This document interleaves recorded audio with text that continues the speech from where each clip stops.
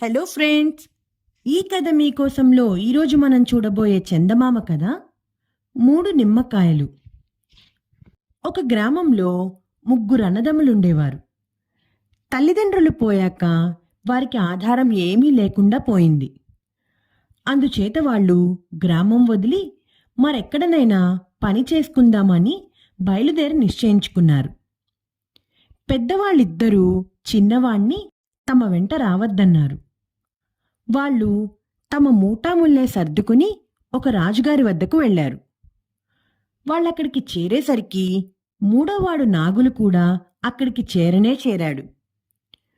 రాజుగారు వాళ్ల మొర విని, ప్రస్తుతానికి మీకిచ్చేటందుకు పనేమీ లేదు, అయినా మీరు చాలా దుస్థితిలో ఉన్నారు కనుక వంట ఇంటికి కావలసిన నీరు, వంట చెరుకు చేరవేస్తూ ఉండండి అన్నాడు.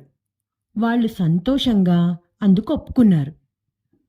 కొద్ది రోజులు గడిచాక రాజు పెద్దవాళ్ళిద్దరినీ పిలిచి, మీ ఇద్దరికన్నా నాగులు రెట్టింపు నీరు తెస్తున్నాడుట, రెట్టింపు వంట చెరుకు తెస్తున్నాడుట, మీరింత మందకొడిగా ఉన్నారేం అని అడిగాడు.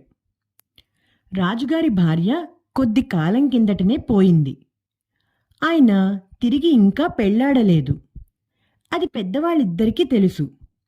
వాళ్ళు నాగులు పీడ వదిలించుకుందామని రాజుగారితో, మా నాగులు ఎప్పుడూ సమర్థుడేనండి, వాణ్ణి పంపారంటే మీకు వారం లోపల జగదేక సుందరిని తెచ్చి భార్యగా చేయగలడు, మీరు వాడికి అలుసు దొరకకుండా మాత్రం చూసుకోవాలి అంతే అన్నారు. చక్కని భార్యను పెళ్లాడాలని రాజుగారికి ఆశ పుట్టింది. ఆయన నాగులుని పిలిచి, ఒరే, నీ శక్తి తెలియక నీ చేత నీళ్లు కట్టెలు మోయించాను. ఇక నువ్వు ఆ పని మాని నేను పెళ్లాడడానికి ఒక జగదేక సుందరిని తెచ్చిపెట్టు, నీకు వారం రోజులు గడువిస్తున్నాను అన్నాడు. అంత పని నా వల్ల అవుతుందా మహారాజా? నాకు శక్తి ఉందని నేనెప్పుడూ చెప్పుకోలేదే అన్నాడు నాగులు. వారం రోజుల్లో జగదేక సుందరిని తీసుకురాకపోయావో నీ తల తీయించి కోట గుమ్మానికి కట్టిస్తాను, ఏమనుకున్నావో అని రాజుగారు నాగుల్ని భయపెట్టాడు. ఇక నాగులకు బయలుదేరక తప్పలేదు. రాజుగారి వంటలక్క నాగులికి మంచి మంచి ఆహార పదార్థాలు మూటగట్టి ఇచ్చింది. వాడు అడవి మార్గం పట్టి కొంత దూరం వెళ్ళాక ఆకలి వేసింది. అందుచేత వాడు ఒక చెట్టు కింద కూర్చొని ఆహారం మూట విప్పసాగాడు. అంతలోనే ఒక ముసలిది వాడున్న చోటికొచ్చి, ఆ మూటలో ఏమిటి నాయనా అని అడిగింది. భోజనం, కావలిస్తే నువ్వు కూడా ఇంత తిను అన్నాడు నాగులు. ఇద్దరూ కడుపు నిండా తిన్నాక ముసలిది నాగులతో, నీ రుణం ఉంచుకోన్లే బాబూ, ఏం పని మీద పోతున్నావు, ఎక్కడిదాకా ప్రయాణం అని అన్నది. నాగులు తాను బయలుదేరిన పని గురించి, రాజుగారి బెదిరింపు గురించి ముసల్దానికి చెప్పాడు. నీకు జగదేక సుందరి కావాలంటే ఈ దిక్కుగా పోతే మాయావులుండే కోట వస్తుంది, అక్కడ జగదేక సుందరులు దొరుకుతారు. ఈ శంఖం ఊదావంటే నిన్ను మాయావులేమీ చెయ్యరు సరికదా, వాళ్ళు నువ్వు చెప్పినట్టు వింటారు అని ముసలిది నాగులకొక శంఖం ఇచ్చి తన దారిన తాను వెళ్ళిపోయింది. చాలాసేపు శ్రమపడిన మీదట నాగులికి ఆ శంఖాన్ని ఊదటం చేతనయింది. అది మోగిన మరుక్షణం అతని చుట్టూ మాయావులు ప్రత్యక్షమై, ఏం కావాలి దొరా, ఏం సెలవు అని కేకలు పెట్టారు. నాకొక జగదేక సుందరిని తెచ్చిపెట్టగలరా అన్నాడు నాగులు, లోపల వాళ్ళని చూసి భయపడుతూనే. జగదేక సుందరులను తాకే శక్తి మాకు లేదు గాని వాళ్ళుండే చోటికి నిన్ను చేర్చుతాం అని మాయావులు నాగులను ఒక కోట వద్దకు ఎత్తుకుపోయి దించారు. కోట నిర్జనంగా ఉంది. నాగులు లోపలికి వెళ్లేసరికి అక్కడ ముగ్గురు రాజకుమార్తెలు అతని కళ్ళపడ్డారు. నాగులను చూస్తూనే వాళ్ళు భయపడిపోయి కంగారుగా అటూ ఇటూ పరిగెత్తి అంతలోనే అదృశ్యమైపోయారు. నాగులు కోటంతా తెగ వెతికాడు, కాని వాళ్ల జాడ ఏమీ తెలియలేదు. వాళ్ళలా కంగారు పడి పరిగెత్తకపోయినట్లయితే వారిలో ఏ ఒక్కరినైనా బతిమాలి తన వెంట తీసుకుని పోయి రాజుగారికిచ్చి తన తలను రక్షించుకుని ఉండేవాడు. ఇక తాను వట్టి చేతులతో తిరిగిపోక తప్పదు. రాజుగారు తన తల తీయించడం అంతకన్నా తప్పదు. నాగులు ఇలా అనుకుంటూ ఉండగా సుందరులు కనిపించిన చోట ఒక గూట్లో వాడికి 3 నిమ్మపళ్ళు కనపడ్డాయి. ప్రయాణం చేసేటప్పుడు నిమ్మపళ్ళు దగ్గర ఉంటే దాహానికి తట్టుకోవచ్చని నాగులు వాటిని తన సంచిలో వేసుకుని ఇంటి దారి పట్టాడు. కొంత దూరం వెళ్ళేసరికి నాగులకు అపరిమితమైన దాహం పట్టుకున్నది. ఎండ మండిపోతున్నది. కనుచూపు మేరలో ఎక్కడా తడి నేల అన్నది కూడా లేదు. అందుచేత వాడు సంచిలో నుంచి ఒక నిమ్మకాయ తీసి కోశాడు. అందులో ఒక అపూర్వ సుందరి తల కనిపించి, దాహం, చచ్చిపోతున్నాను అన్నది.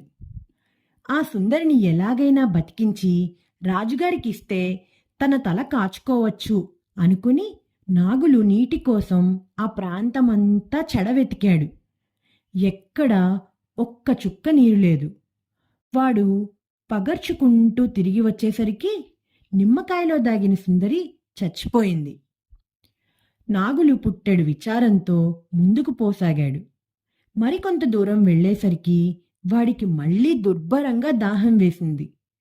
వాడు సంచిలో నుంచి మరొక నిమ్మకాయ తీసి కోశాడు. అందులో ఇంకా అందమైన సుందరి తల కనిపించి, దాహం, చచ్చిపోతున్నాను అన్నది. నాగులు రెట్టింపు ఆశతో నీటి కోసం అన్ని దిక్కులకు చెడ పరిగెత్తాడు. కాని వాడి శ్రమ ఫలించలేదు. ఎక్కడా నీరు దొరకలేదు. నిమ్మకాయలో కనిపించిన సుందరి ప్రాణాలు విడిచింది. నాగులకిప్పుడు ఒక ఆశ పుట్టింది. 3వ నిమ్మకాయలో మరొక జగదేక సుందరి ఉండి ఉంటుంది. ఆ నిమ్మకాయను కొయ్యకుండా తాను రాజభవనం చేరే పక్షంలో ఆమె ప్రాణాలు, తన తల కూడా దక్కుతాయి. తాను అవివేకంగా నిమ్మకాయలు కోసి 2 సుందరులను చావనిచ్చాడు. ఈసారి అలాంటి పొరపాటు చేయకూడదు. కాని రాజభవనం చేరేలోపుగా నాగులకు దాహంతో నాలుక ఈడ్చుకుపోసాగింది. నిమ్మకాయ కోసి తినకపోతే కొద్ది క్షణాలలో తన ప్రాణాలు పోయేటట్టు కనిపించాయి. వాడు పళ్ళ బిగున నడిచి రాజుగారి ఇంటి సమీపంలో ఉన్న కొలను కనుచూపు మేరలో ఉండే ఒక చోటికి చేరి దాహం భరించలేక 3వ నిమ్మకాయ తీసి కోశాడు. అందులో అందరికన్నా అందమైన సుందరి తల కనిపించి, దాహం, చచ్చిపోతున్నాను అన్నది.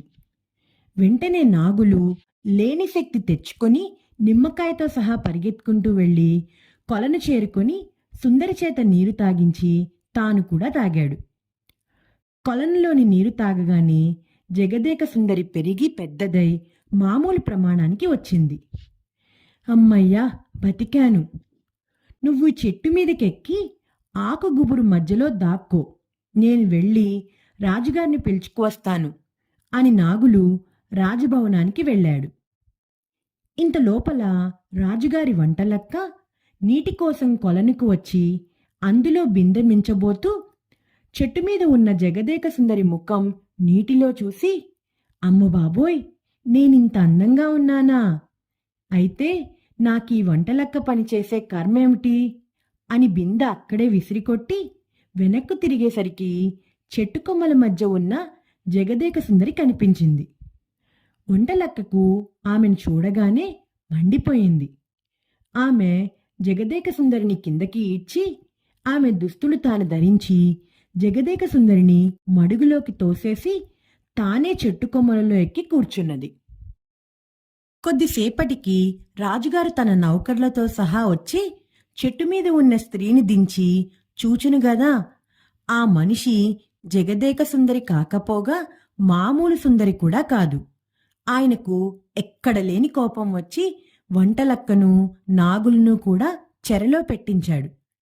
ఇది జరిగిన మొర్నాడే రాజుగారి నౌకర్లకు కొలంలో ఒక తెల్లని చేప దొరికింది. దాన్ని వంట ఇంటి దాసీలు కోసేసరికి ఒక చిన్న స్త్రీ బయటకు వచ్చి వాళ్ళు చూస్తూ ఉండగానే మామూలు మనిషి అయింది. దాసీలు వెళ్ళి రాజుగారితో ఈ వింత విషయం చెప్పారు. రాజుగారు పరిగెత్తుకుంటూ వచ్చి జగదేక సుందరిని చూసి అమితమైన ఆశ్చర్యము, ఆనందము పొంది ఆమె ద్వారా జరిగిందంతా తెలుసుకున్నాడు. ఆయన వెంటనే నాగులను చెరవిడిపించి వాడికి తన అంగరక్షకుడిగా ఉద్యోగమిచ్చి జగదేక సుందరిని వైభవంగా పెళ్లాడాడు. వంటలక్క తాను చేసిన నేరం ఒప్పుకున్నది. ఆమెను దేశం నుంచి తరిమేశాడు. నాగుల అన్నలిద్దరూ ఇంకా నీరు, కట్టెలు చేరవేస్తూనే ఉన్నారు. ఈ కథ మీకోసంలో ఈ కథ మీకు నచ్చిందా పిల్లలు? నచ్చినట్లయితే లైక్ చేయండి, షేర్ చేయండి, కామెంట్ చేయండి, ఇంకా సబ్స్క్రైబ్ కూడా చేసుకోండి. గంట కొట్టని వాళ్ళు కూడా గంట కూడా కొట్టేయండి.